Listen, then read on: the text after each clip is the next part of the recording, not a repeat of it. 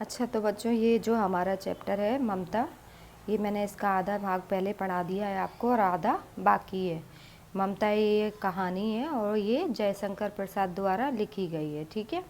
इसमें ममता एक विधवा स्त्री है और ये रोहतास दुर्ग के मंत्री की बेटी है, ठीक है। इसलिए उनको उसके भविष्य की चिंता सताती है और वो अपनी बेटी को सुखी बनाने के लिए धन संपत्ति का संचय करते हैं, परंतु उसकी उनकी जो बेटी है ममता, उनको ये सब पसंद नहीं आता, ठीक है। और अभी अपने पिता से आग्रह करती हैं कि वो जो धन संपत्ति है वे उसे लौटा दें, ठीक है। इसमें आधे भाग तक मैंने आपको बताया था इसमें।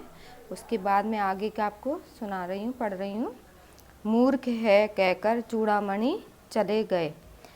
चूड़ामणि उनके पिताजी का नाम है, ठीक है। दूसरे दिन जब डोलियों का तांता आ रहा था, मंत्री चूड़ामणि का हृदय धक धक करने लगा। वे अपने को रोक न सके। उन्होंने जाकर रोहतास दुर्ग के तोरण पर डोलियों का आवरण खुलवाना चाहा। पठानों ने कहा, यह महिलाओं का अपमान करना है। बात बढ़ गई, तलवारें खींची, मंत्री वहीं मारे गए। राजा रानी और कोष सब छली शेरशाह के हाथ पड़े। निकल गई ममता। डोली में भरे हुए पठान सैनिक दुर्ग भर में फैल गए, परंतु ममता नहीं मिली। मतलब उस समय क्या हुआ, फिर शेरशाह ने वहाँ पर चढ़ाई कर दी और वहाँ पर सभी को मार डाला। पर और उस समय ममता को भी वे लोग मार डालते, परंतु वो वहाँ से निकल गई। काशी के उत्तर में स्थित धर्म चक्र बिहार, मौर्य और गुप्त सम्राटों की कीर्ति का खंडहर था।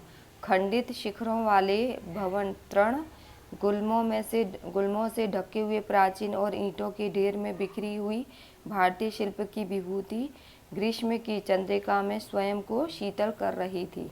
जहाँ गौतम का उपदेश ग्रहण करने के लिए पंचवर्गीय भिक्षु पहले से थे, उसी स्तूप के भग्नावशेष की मलिन छाया में एक झोपड़ी के दीपालोक में एक स्त्री पाठ कर रही थी।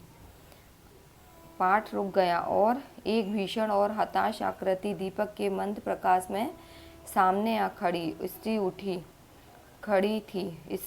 उसने कपाट बंद करना चाहा, परंतु उस व्यक्ति ने कहा, माता, मुझे आश्रय चाहिए। तुम कौन हो? स्त्री ने पूछा।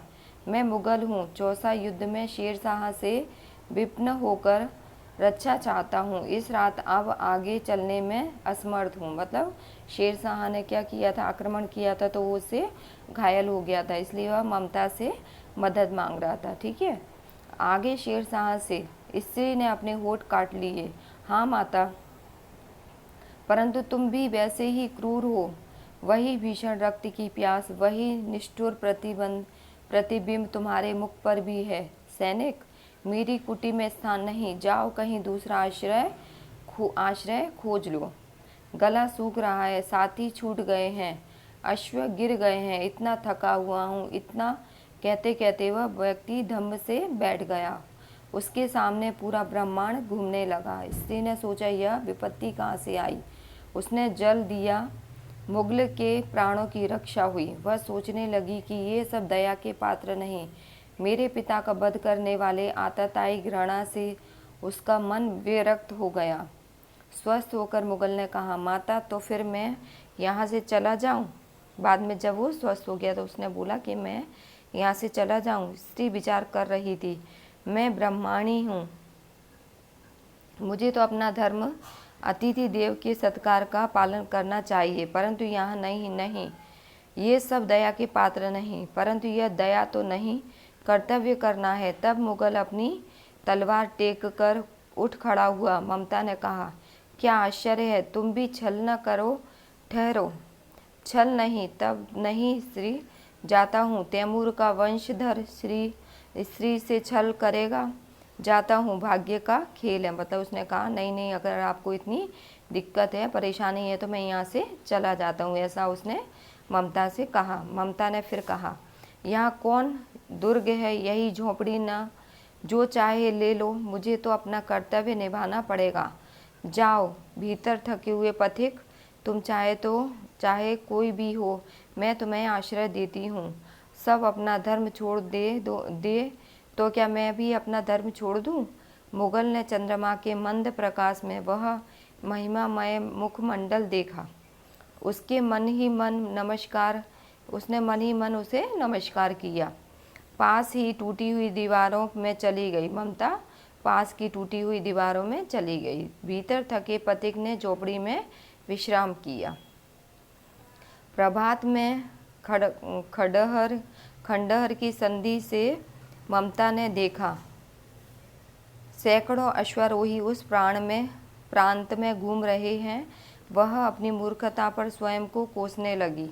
एकाएक झोपड़ी से निकलकर उस पथिक ने कहा, मिर्जा, मैं यहाँ हूँ। शब्द सुनते ही प्रसन्नता की चित्कार ध्वनि से वह प्रांत गूंज उठा। ममता अधिक भयभीत हुई। पथिक ने कहा, वह स्त्री कहाँ? उसे खोज निकालो। ममता छिपने के लिए अधिक सचेष्ट हुई। वह मृग दाव में चली गई। दिन भर उसमें से न निकली। संध्या हो गई। वे लोग जाने लगे। ममता ने सुना पथिक घोड़े पर सवार होते हुए कह रहा था, मिर्जा, उस स्त्री को मैं कुछ न दे सका। उसका घर बनवा देना, क्योंकि मैंने विपत्ति में यहाँ विश्राम पाया था। यह स्थान भूलना मत।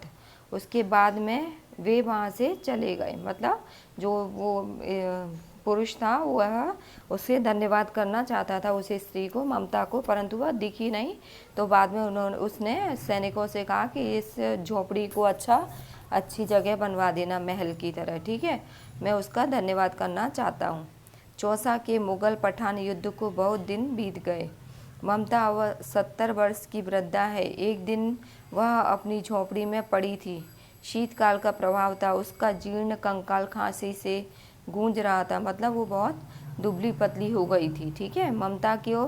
ममता की सेवा के लिए गांव की 2-3 स्त्रियां घेर कर बैठी थीं, क्योंकि ममता आजीवन उनके सुख दुख की सहभागी रही थी। ममता ने जल पीना चाहा। एक स्त्री ने सीपी से जल पिलाया। सहसा एक अश्वारोही उसी झोपड़ी के द्वार पर दिखाई पड़ा। वह अपनी धुन में कहने लगा, मिर्जा ने जो चित्र बनाकर दिया है वह तो इसी जगह का होना चाहिए। वह बुढ़िया मर गई होगी। अब किससे पूछूं कि एक दिन शहंशाह हुमायूं इस छप्पर के नीचे बैठे थे। यह घटना थी तो 47 वर्ष से ऊपर की हुई। मतलब ये बहुत पुरानी बात हो गई है। तब तक तो वो बुढ़िया मर भी गई होगी जब वो सैनिक ने ऐसा सोच रहा था उस समय, क्योंकि वो जो व्यक्ति था वो कौन था? हुमायूं था, ठीक है। उसने जब युद्ध हो रहा था शेरशाह से तो उसने यहीं पर आश्रय लिया था हुमायूं ने। ममता ने अपने विकल्प कानों से सुना। उसके पास की स्त्री से कहा, सुनो, उसे बुलाओ। अश्वारोही पास आया। ममता ने रुक रुक कर कहा, मैं नहीं जानती कि वह शहंशाह था या साधारण मुगल, पर एक दिन इसी झोपड़ी के नीचे वह रहा। मैंने सुना था कि वह मेरा घर बनवाने की आज्ञा दे चुका था। भगवान ने सुन लिया। आज मैं इसे छोड़े जाती हूँ। अब तुम इसका मकान बनाओ या महल। मैं इससे चिर विश्राम गृह में जाती हूँ। अपने चिर विश्राम गृह में जाती हूँ। बुढ़िया के प्राण पखेरु उड़ गए। मतलब वो उनकी मृत्यु हो गई। फिर वह अश्वारोही आवक खड़ा रहा। मतलब एकदम ऐसे ही देखते रहा। फिर वहाँ एक अष्टकोण मंदिर बना और उस पर शिलालेख लगाया गया। सातों देश के नरेश हुमायूं ने एक दिन यहाँ विश्राम किया था। उसके पुत्र अकबर ने उसकी स्मृति में यह विशाल गगनचुंबी मंदिर बनवाया, पर उसमें ममता का कहीं नाम नहीं था। मतलब उसमें हुमायूं ने कहा था कि वह उसके लिए एक महल बनवाए ममता की याद में, परंतु उसकी जगह पर उन्होंने उसका नाम तक भी उसमें नहीं था। ममता का उसमें कहीं जिक्र नहीं था, ठीक है। अब ये है शब्दार्थ यहाँ पर है। प्रकोष्ठ माने भवन के फाटक के पास का कमरा, ठीक है। भवन के पास के फाटक के पास का जो कमरा होता है उसे क्या बोलते हैं? प्रकोष्ठ, ठीक है। तृण गुल्म यानी घास का समूह या झाड़ी। तीक्ष्ण यानी तेज। प्रवाह यानी बहाव। वेदना यानी पीड़ा या दुख। विकल माने बेचैन। व्यथित माने पीड़ित। दुहिता यानी पुत्री या कन्या। विकर्ण होना यानी फैल जाना। उत्कोच माने घूस या रिश्वत। प्राचीर यानी चार दीवारी। विभूति माने स्मृति, समृद्धि या प्रभुता। विपन्न माने संकटग्रस्त। आतताई माने अन्यायी, जो दूसरों को त्रास देता है। ठीक है। विरक्त माने खिन्न या दुखी। मृगदाव यानी शिकारियों के भय से, मृगों के छिपने का वह वन जिसमें पर्याप्त मृग हो। जीर्ण यानी वृद्ध या जर्जर टूटा हुआ शरीर। ठीक है। अभी ये मैंने पूरा चैप्टर आपको फिर ये पढ़ाया है। इससे पहले मैंने आधा चैप्टर पढ़ाया था और इसके प्रश्न उत्तर मैंने पहले ही डाल दिए थे। ठीक है। अभी अपनी एग्ज़ाम आ जाएगी तो उसकी तैयारी आपको अब अच्छे से करना है। और 1 से लेके 9 चैप्टर तक इसमें आएगा और वो सारी चीज़ें मैंने आपको फिर से एक बार व्हाट्सअप किया है, आप देख लेना। ठीक है। जिसका भी कुछ बाकी है वो लिख सकता है।